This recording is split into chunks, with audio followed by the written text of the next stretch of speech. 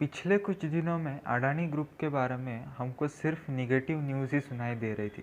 मतलब जो कुछ भी एक्स्ट्रा सर्वेलेंस की न्यूज़ हो गई या फिर डीलिस्टिंग की न्यूज़ हो गई, उनके बारे में आगे बात करेंगे ही हम लोग। लेकिन इन जनरल जो है हिंडनबर्ग रिपोर्ट के बाद अडानी ग्रुप के बारे में उनका चाहे वो पहले टॉप 10 अमीरों के लिस्ट में से नीचे जाना, वो सारी चीज़ें निगेटिव आ रही थी। लेकिन अभी इस बार कुछ ऐसी न्यूज़ आई है पिछले कुछ दिनों में कि कुछ पॉजिटिव न्यूज़ यहाँ पे आना शुरू हो चुका है, ऐसा हमें दिख रहा है। तो इस सारी चीज़ों के बारे में बात करेंगे इस वीडियो में। और एक चीज़ कि अगर आप पहले से होल्ड कर रहे हो इन स्टॉक्स को, अडानी ग्रुप के किसी भी स्टॉक को, और या फिर आप बाइंग या सेलिंग की अपॉर्चुनिटी ढूंढ रहे हो, तो उसके बारे में बात करेंगे कि क्या करना चाहिए हमें। पहले पॉजिटिव न्यूज़ से शुरू करते हैं हम लोग कि इस पिछले कुछ दिनों में, पिछले हफ्ते दो पॉजिटिव न्यूज़ आई यहाँ पे। पहला तो आपको पता होगा कि एनएससी ने जो है, नेशनल स्टॉक एक्सचेंज, उन्होंने अडानी के फर्म्स को जो है, मतलब अडानी के सारे जो स्टॉक्स है और अडानी ग्रुप के और उनसे रिलेटेड जो कुछ स्टॉक्स थे, उनको डाला था एक्स्ट्रा एडिशनल सर्वेलेंस पे, एडिशनल सर्वेलेंस मैकेनिज़्म एएसएम पे।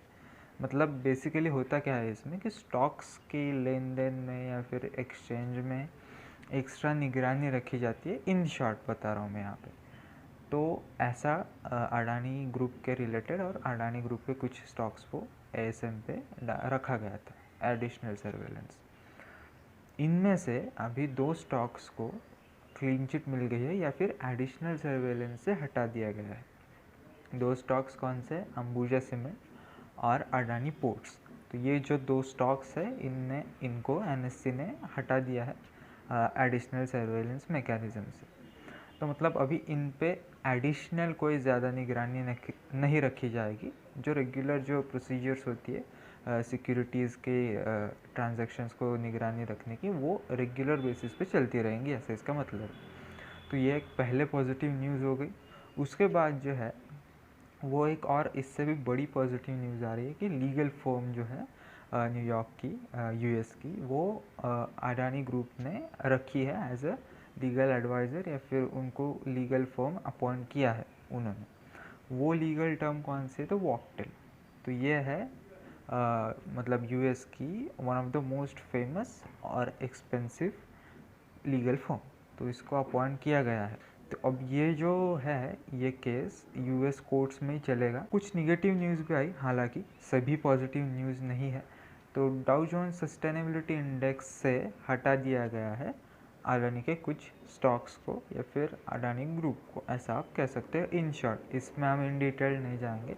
अगर आपको चाहिए होगा तो इसके ऊपर हम डिटेल्ड वीडियो बनाएंगे। लेकिन अभी इतने ही कि डाउ जोन्स सस्टेनेबिलिटी इंडेक्स से हटा दिया गया है, डीलिस्ट किया गया है। तो ये भी एक नेगेटिव न्यूज़ हो गई। तो इससे हुआ क्या है कि स्टॉक मार्केट में अडानी ग्रुप के स्टॉक्स के ऊपर और थोड़ा करेक्शंस आ गए हैं। लेकिन जो अडानी एंटरप्राइजेस है और अडानी पोर्ट्स है, उनमें हमको हल्का सा उछाल यहाँ पे देखने को मिला है, मतलब पिछले हफ्ते भी। अगर हम अडानी पोर्ट्स के बारे में बात करें तो उसकी क्लोजिंग जो है वो पॉजिटिव क्लोजिंग हुई है सैटरडे के दिन। लेकिन अडानी ग्रुप के जो बाकी के स्टॉक्स हैं, उनमें हमको और गिरावट कंटिन्यूएशन देखने को मिल रहा है। गिरावट में और करेक्शंस हमको देखने को मिल रहा है। मतलब सभी जो स्टॉक्स हैं वो लगभग 5 से 10% हर रोज़ क्रैश कर ही रहे, मतलब क्लोजिंग उनका डाउन ही चल रहा है। हालांकि जो एक्सपर्ट्स हैं उनका भी कहना है कि अडानी एंटरप्राइजेस का जो एक्चुअल वैल्यूएशन आइडियल है वो होना चाहिए कुछ अराउंड थाउजेंड्स के करीब। तो अभी अडानी एंटरप्राइजेस आप देख सकते हो कि कुछ तो 1072 से बाउंस ऑफ हुआ है, और अभी उसकी प्राइस लगभग अराउंड 1800 के अराउंड कुछ तो है, 1800 के अराउंड। तो मतलब हमको यहाँ से एक मेजर बाउंस ऑफ देखने को मिला। तो ये जो बाउंस है वो मेरे ख्याल से और बाकी के कुछ ट्रेडर्स के ख्याल से भी कि एक शॉर्ट्स कवरिंग भी हो सकती है। सवाल जो यहाँ पे उठ रहा था कि ये सेल ऑफ कर कौन रहा है, तो इसकी अभी तक हमको इसका जवाब अभी तक नहीं मिल रहा ये सेलिंग जो है, ये इतनी हैवी मात्रा में सेलिंग आखिर स्टॉक्स में कर कौन रहा है, क्योंकि प्रोमोटर्स यहाँ पे सेल कर सकते हैं, नहीं तो फॉरेन इंस्टीट्यूशंस। और एलिगेशंस के हिसाब से फॉरेन इंस्टीट्यूशंस मतलब अडानी ग्रुप के ही वो पैसे है जो फॉरेन इंस्टीट्यूशंस इन्वेस्ट कर रही है अडानी के स्टॉक्स में, अडानी ग्रुप के स्टॉक्स में। तो वो सारी चीज़ें हैं। तो ये हालांकि अभी कोई मतलब ये सिर्फ प्रेडिक्शंस है। और एक न्यूज़ आई कि मर्जर हो रहा है कंपनीज़ का, मतलब अडानी पावर की जो सब्सिडियरीज़ है उनका अभी जो है वो मर्जर हो रहा है। मर्जर हो रहा है मतलब वो मर्ज हो रही है कंपनीज, सब्सिडियरीज, अडानी ग्रुप के, अडानी पावर की सब्सिडियरीज। तो ये अच्छी बात है और बुरी बात है। तो जनरली ये जो मर्जर है वो क्यों किया जाता है, तो मर्जर करने का मेन रीज़न है कि शेयर होल्डर्स की वैल्यूज़ को बढ़ाना, मतलब एक एक्चुअल जो कंपनी की जो वैल्यू होती है उसको बढ़ाना, टैक्सेस कम करना, प्रॉफिट्स बढ़ाना, रेवेन्यू बढ़ाना। तो इससे हमको इस मर्जर का इंटेंशन साफ साफ पता लग रहा है कि क्या है। मर्जर्स कोई मतलब एक्स्ट्रा ऑर्डिनरी चीज़ नहीं है। टाटा ने भी इसके पहले मर्जर्स किए हुए हैं, HDFC ने भी किए हुए हैं, SBI ने भी किए हुए हैं। तो मतलब इसमें कुछ बड़ी बात नहीं है, मर्जर्स तो होते ही रहता है। लेकिन ये सारी चीज़ें हैं ये करने के लिए। एक और चीज़ है कि कंपटीशन जो है कंपनीज़ के बीच वो कम हो जाती है। और मतलब ओवरऑल बेसिक अगर बात की जाए तो प्रॉफिट बढ़ाने के लिए, टैक्सेस घटाने के लिए ये किया जाता है। इससे ये न्यूज़ हालांकि अभी अपेरेंटली पॉजिटिव है, मतलब ये सारी चीज़ें प्रोज सुनने के बाद ऐसा लगता है। लेकिन ये न्यूज़ बाहर आने के बाद जो है वो अडानी पावर के जो शेयर्स है उनमें और ज़्यादा क्रैश देखने को मिला। मार्केट इन चीज़ों को पॉजिटिवली नहीं ले रहा है, क्योंकि ऐसा भी एक कहा जाता है कि बैंक्रप्सी रोकने के लिए भी मर्जर्स किए जाते हैं। लेकिन हालांकि ये 100% सही भी नहीं है।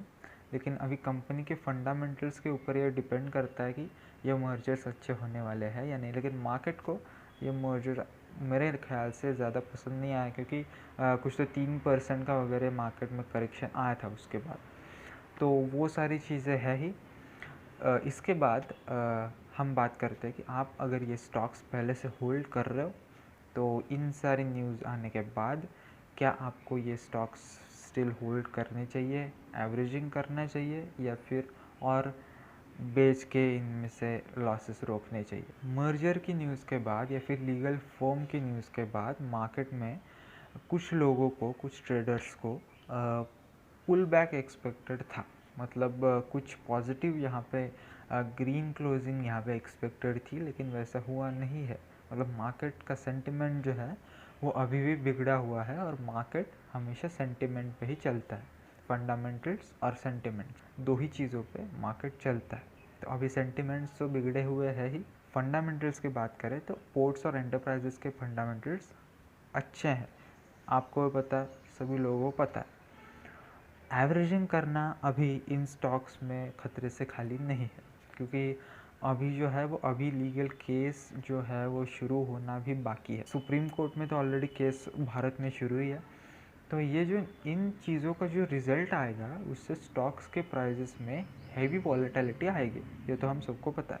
मतलब एक छोटी सी पॉजिटिव न्यूज़ और फिर स्टॉक ऊपर जाएंगे अडानी ग्रुप के, और एक छोटी सी निगेटिव न्यूज़ और स्टॉक क्रैश करेंगे, करेक्शंस आएंगे। तो इसकी वजह से रिकमेंडेड ये है, एवरेजिंग बिल्कुल नहीं करना चाहिए। और अगर आपने ख़रीदे हुए ही है और आपको बेचना नहीं है, अभी अडानी ग्रुप में ही आप बाइंग करना चाहते हो, तो कुछ ट्रेडर्स का ऐसा रिकमेंडेशन होता है। मतलब फंडामेंटली स्ट्रॉन्ग है ये स्टॉक्स, ये हमको मानना पड़ेगा। अडानी एंटरप्राइजेस और अडानी पोर्ट्स, इनकी कैश फ्लो अच्छा है, मतलब फंडामेंटली स्ट्रॉन्ग है। तो अगर आपको करना ही है तो आप इन स्टॉक्स की तरफ देख सकते हो। हालांकि आपके फाइनेंशियल एडवाइज़र से आप पूछ के ये सारी चीज़ें करोगे। अभी अगर आप शॉर्ट करने का सोच रहे हो तो जैसा कि मैंने कहा कि वॉलेटिलिटी मार्केट में बहुत ज़्यादा है। तो अगर शॉर्ट्स में रिस्क क्या होता है, रिस्क फैक्टर शॉर्ट्स में क्या होता है शॉर्ट करने में, कि अगर आपने शॉर्ट किया और ऊपर भागा स्टॉक, तो जितना ऊपर, अभी स्टॉक को देखो नीचे आने में ज़ीरो का लिमिट है, लेकिन ऊपर जाने में लिमिट बिल्कुल नहीं है।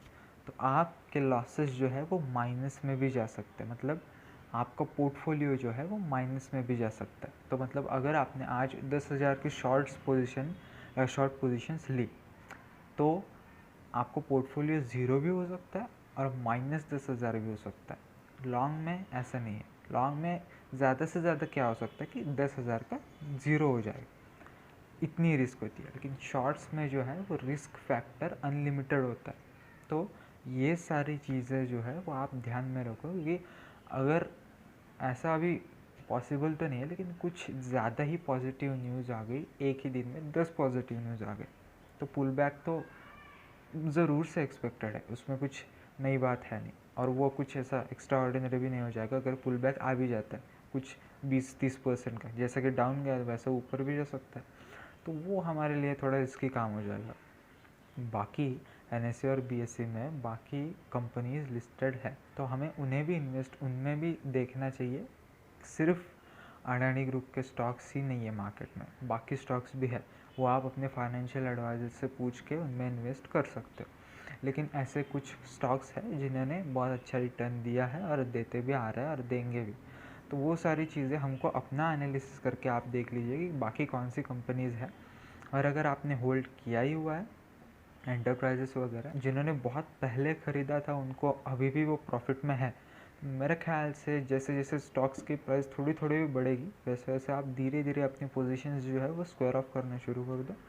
एग्ज़िट करना पोजीशंस अभी के लिए यही अच्छा मौका, यही अच्छा सोल्यूशन है यहाँ पे, क्योंकि इन स्टॉक्स को जितना आप एवरेजिंग करते जाओगे उतना आप घाटे में चले जाओगे, क्योंकि डेली इन स्टॉक्स में 5-5, 10-10% का डाउनफॉल देखने को मिल रहा है। डेली 10% का करेक्शन हमको यहाँ पे देखने को मिल रहा है। सो अगर आपने बहुत पहले ख़रीदा है, आप अभी भी प्रॉफिट में हो अच्छे खासे, तो आप एग्ज़िट लो।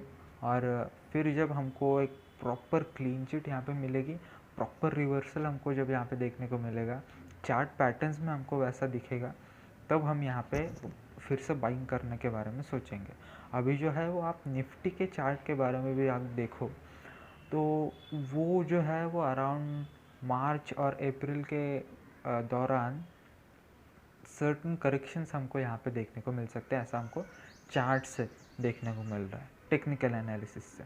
तो मतलब टेक्निकल एनालिसिस तो फेल भी हो सकती है, उसकी 100% एक्यूरेसी नहीं है, लेकिन चार्ट्स जो दिखाते हैं वो कहीं ना कहीं मार्केट में रेप्लिकेट होता है, ये तो हमको पता है। मतलब चार्ट्स ऐसा भी नहीं कि 100% इनएक्यूरेट है। टर्की में भी जो है वो अर्थक्वेक वगैरह का सीन चल रहा है, तो उसकी वजह से भी मार्केट में कुछ तो सेंटिमेंट फियर का है। मार्केट की दिशा फिक्स नहीं है, मार्केट ऊपर भी नहीं जा रहा, नीचे भी नहीं आ रहा, तो कंफ्यूज्ड है मार्केट अभी। तो तब तक हमें भी उस कंफ्यूजन का फ़ायदा उठा के कैसे ट्रेड करना है वो हमें यहाँ पे देखना पड़ेगा। तो ऐसे ही नेक्स्ट वीडियो में मिलते हैं। फ़िलहाल अडानी ग्रुप के स्टॉक्स को जो है वो अवॉइड कीजिए। बाकी हम क्लीन चिट मिलने के बाद या फिर ये सारी चीज़ें पूरी तरीके से 100% क्लियर होने के बाद यहाँ पे चर्चाएं करेंगे। अभी आगे की जो न्यूज़ आएंगी वो तो मैं आपके साथ शेयर करता ही रहूँगा, जैसे कि आज के कुछ 5-10 न्यूज़ थी। बाकी नेक्स्ट वीडियो में मिलते हैं, तब तक के लिए बाय बाय।